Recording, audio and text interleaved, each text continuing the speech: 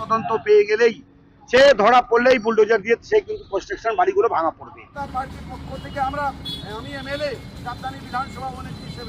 কিন্তু আমি আমার বিধানসভা কাউকে ছাড়বো না। আমার ভাই দেখো, আমার পয়সা কড়ি লাগবে না, আমার ফ্ল্যাট লাগবে না, আমার ঠাকুর দাদা প্রচুর দিয়ে গেছেন।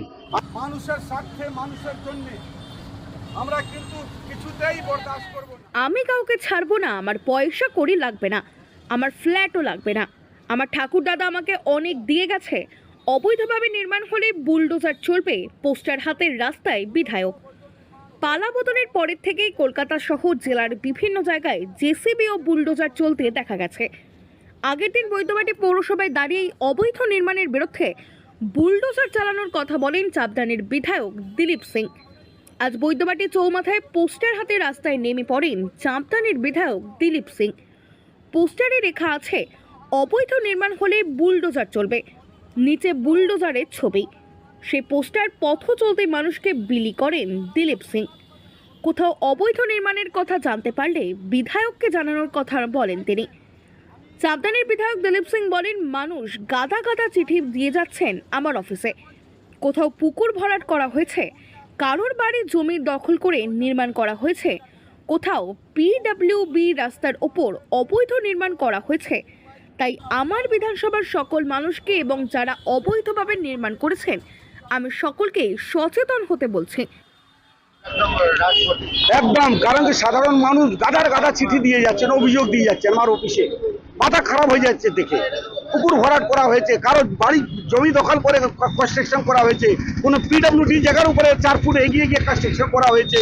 তাই আমি সকল মানুষকে, আমাদের চাপদানি বিধানসভা জনগণকে, আর যারা অবৈধভাবে নির্মাণ করেছেন তাদেরকেও সচেতন হতে বলছি।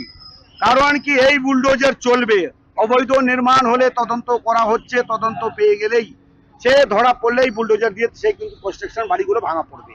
আর যেগুলো পুকুর ভরাট হয়েছে জলাশয়, সেটা এখনো প্রমাণ আছে, পুকুরের উপরে বাড়িও করা হয়ে গেছে, সে বাড়িগুলোটা এই বুলডোজার দিয়ে ভাঙা হবে, আর পুকুর খননটাও হবে এই বুলডোজার দিয়ে। আমি একেবারে বলে দিলাম, এটা হবে, আপনারা দেখতে পারবেন। আগামী দিন যত দিন যাবে কিছু না কিছু নতুন নতুন খবর আপনারা পাবেন। আমরা সাধারণ মানুষকে এটা দিয়ে সবার কাছে একটা বার্তা দিচ্ছি, আপনারা আমাদেরকে খবর দেবেন। যদি মনে হয় প্রটেস্ট করবেন, প্রতিবাদ করবেন, আমরা কিন্তু ছাড়বো না। যারা এইভাবে যুক্ত আছেন দুর্নীতির সাথে, তাদের কারো ছাড় নেই। আমি আমার বিধানসভা কিন্তু ছাড়বো না। কোথায় কি হচ্ছে আমি জানি না, কিন্তু আমি আমার বিধানসভা কাউকে ছাড়বো না। আমার ভাই দেখো, আমার পয়সা কড়ি লাগবে না, আমার ফ্ল্যাট লাগবে না, আমার ঠাকুর দাদা প্রচুর দিয়ে গেছেন। আমি জনগণের স্বার্থে আছি, জনগণ জিতিয়ে নিয়ে এসছেন জনগণের জন্য, মানুষের স্বার্থে মোদিজি নেতৃত্বে সৎ পথে কাজ করব।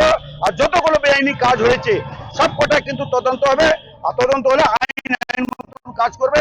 তার যদি জেল হয় তাকে জেল যেতে হবে, আমাদের কিছু করার নেই। আমরা কিন্তু তদন্ত করব, পরিষ্কার কথা, কাউকে ছাড়েনি, ছাড় হবে না, এটা জানিয়ে রাখলাম আপনাদের। पिताजी, मेरा रिपोर्ट कार्ड, मैं फिर से फेल हो गया।